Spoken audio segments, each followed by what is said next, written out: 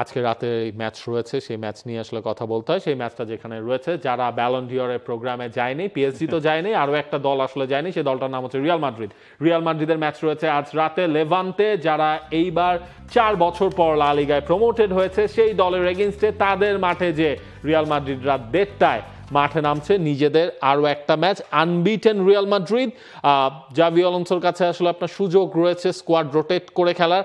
আমি না একটা জিনিস দেখতে চাই, আপনি যদি খেয়াল করেন চ্যাম্পিয়ন্স লিগের সেকেন্ড ম্যাচ উইক থেকে আমরা কিন্তু, যদি আপনি হিসেব করেন যে 7 থেকে 8 দিন দূরত্বে আছি, এর মাঝখানে রিয়াল মাদ্রিদের ওই ইকুয়েশন বের করতে হবে অ্যাজ এ রাইট ব্যাককে। দানি কারভাল যদি ফিটও থাকেন, আমার মনে হয় জাভি আলোনসো ওই জিনিসটায় যাবেন কিনা, যে রাইট ব্যাক কে হবেন, ফেদে ভালভার্দে যদি হয়, ভালভার্দেকে ওই পজিশনে খেলিয়ে 1 সপ্তাহের মধ্যে পুরো টিমের কম্বিনেশনটা আরও জেল করা। কারণ আপনি লাস্ট সিজন থেকে এই সিজনে অনেকগুলো জায়গায় কিন্তু প্লেয়ার পজিশন কিন্তু রিয়াল মাদ্রিদের চেঞ্জ হয়েছে। ওয়ালটন বিএলডিসি ফ্যান, খরচ বাঁচে 65% পর্যন্ত। ওয়ালটন বিএলডিসি ফ্যান ছড়ায় স্বস্তির সবুজ হাওয়া। সুতরাং আপনি last season Valverde right back হিসেবে খেলেছেন, এই সিজনে তো প্লেয়ার চেঞ্জ, কোচ চেঞ্জ, ওই জিনিসটাও আসলে রিয়াল মাদ্রিদের ওয়ার্কআউট করতে হবে। আজকের ম্যাচে ধারণা করা হচ্ছে দানি কারভালকে রেস্ট দেওয়া হবে। এর কারণ হচ্ছে পরের সপ্তাহের গোড়াতেই রিয়াল মাদ্রিদের ম্যাচ আতলেতিকো মাদ্রিদের সঙ্গে। মাদ্রিদ ডার্বির পরে তারা খেলবে কাইরাতের বিপক্ষে, যেখানে একটা লম্বা ট্রাভেল তাদেরকে করতে হবে।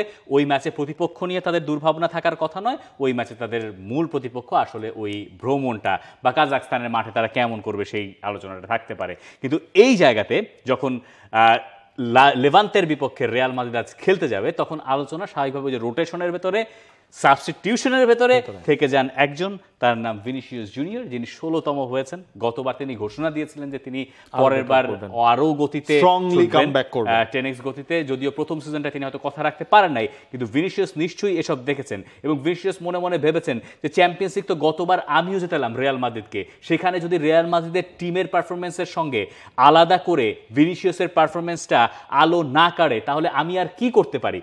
এই ভাবনায় তিনি হয়তো গত 1 বছর ধরে হতাশায় মুষড়ে পড়েছিলেন, যেই হতাশা তাকে পারফরমেন্সে একদমই সাহায্য করে নাই। কিন্তু এবার তিনি আরও একবার অনুপ্রাণিত হতে পারেন এইভাবে, দেমবেলে পারলে ওয়াই নট মি।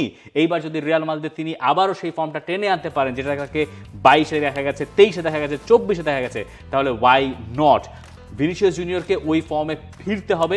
ভিনিসিয়াস জুনিয়রকে আপাতত এই যে মাঠের বাইরে যে আলোচনাটা হচ্ছে, যে তাকে যখন তুলে নেওয়া হচ্ছে তখন একটু রিয়্যাক্ট করছেন, এই সব ব্যাপারে রিয়্যাক্ট না করে বরং শাবি আলোনসোর কথায় তার বিশ্বাস রাখতে হবে। দেখেন, এই জিনিসগুলো নিয়ে আসলে কোচকে অনেক কিছু ফেস করতে হয়েছে। তিনি বলছেন অ্যাজ এ প্লেয়ার হিসেবে আমাকেও যখন তুলে নেওয়া হতো, আমি জানি ওই মোমেন্টটা কি, ওই মোমেন্টের রিয়াকশন সামটাইমস কেমন হয়ে যায়। তো এই জিনিসগুলো দিয়ে তিনি তার দল সামলাচ্ছেন। আপনি ওই ট্রেনিংয়ের ছবিগুলো যখন আমরা দেখছিলাম, সেখানে কিন্তু বেশ কিছু আসলে মানে মিনিংফুল ছবি রয়েছে।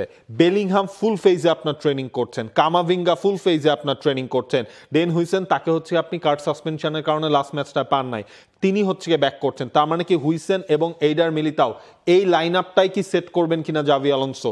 কারণ আপনি হচ্ছে আসেনসিওকে দিয়ে তিনি কাজ চালিয়েছেন মিনস হুইসেন যখন ছিলেন না, আসেনসিও হচ্ছে আপনার ভালো করেছেন। অরিজিনাল আসলে লাইন আপটা কি হয়, এইসব ইকুয়েশনও তো আপনার মেলানোর জায়গা রয়েছে। এবং তিনি আসলে যেটা বলছেন, রিয়াল মাদ্রিদ সঠিক পথে আছে। এবং আপনি একটা বিল্ডিং বানাতে গেলে আপনার তো প্রথমে ফাউন্ডেশন দিতে হবে, পিলার বানাতে হবে। সেই ফাউন্ডেশন এবং পিলারের কাজ রিয়াল মাদ্রিদ ঠিকঠাকভাবে এখন পর্যন্ত করতে পারছে, যদিও অনেকটা লম্বা সময়ের পথ বাকি। এবং তিনি দেখতে চান রিয়াল মাদ্রিদ যত সম্ভব ম্যাচ জিতে এবং যত সম্ভব পয়েন্ট তারা কালেক্ট করতে পারে।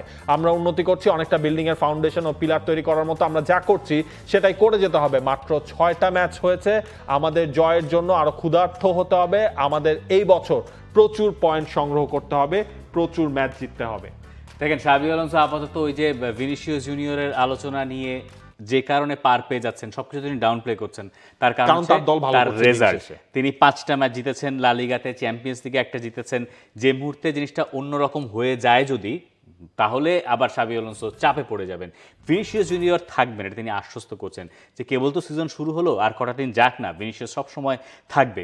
এখন এই যে আলোচনাটা ভিনিসিয়াস না এমবাপে, এইটা রিয়াল মাদ্রিদকে কতখানি সাহায্য করে আমি জানি না। স্প্যানিশ গণমাধ্যমের এইসব আলোচনার সঙ্গে রিয়াল মাদ্রিদের অনভ্যস্ততার কোনো কারণ নাই, কিন্তু এই লেভান্তের সঙ্গে ম্যাচটাতে একটা ব্যাপার দেখার থাকবে যে ভিনিসিয়াস কখন নামছেন, তিনি যদি এই ম্যাচটা স্টার্ট করেন তিনি কি ফিনিশ করছেন, নাকি Xabi Alonso back of the mind চিন্তা করবেন না আমার তো আবার রিয়াল মাদ্রিদের আতলেতিকো মাদ্রিদের সঙ্গে খেলতে হবে, কারণ ওই ম্যাচটা তো বেশি ইম্পর্টেন্ট, এরপরে আবার চ্যাম্পিয়ন্স লিগ। তো এই ব্যাপারগুলো দেখার আছে। আতলেতিকো মাদ্রিদের পয়েন্ট টেবিলের যে অবস্থান খুবই বাজে, I know, but Madrid derby, exactly Madrid derby, তাই না? ওটা মানে দেখা যাবে যে মাদ্রিদ ডার্বিতেই হ্যাঁ, তারা হয়তো আতলেতিকো শুরু মাদ্রিদ হলো হচ্ছে কি আপনার শুরু হলো শুরু তাদের করছে। নতুন মিশনের, হু নোজ, আপনি ডার্বিতে আসলে কিছু বলতে পারবেন না।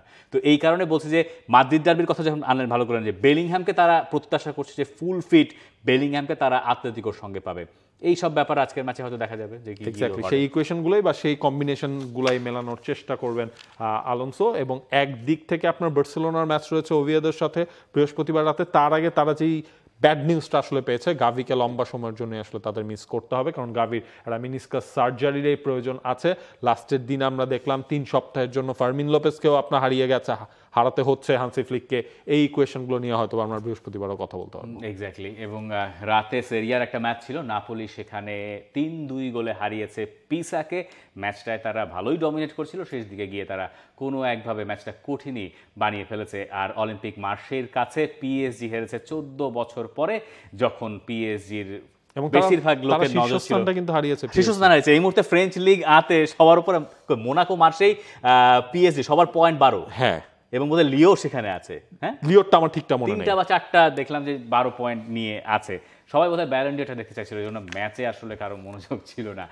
For more updates, subscribe to our YouTube channel and click on the bell icon. Follow us on Facebook and Instagram. Download T-Sports app to enjoy exciting games and highlights. Visit tsports.com.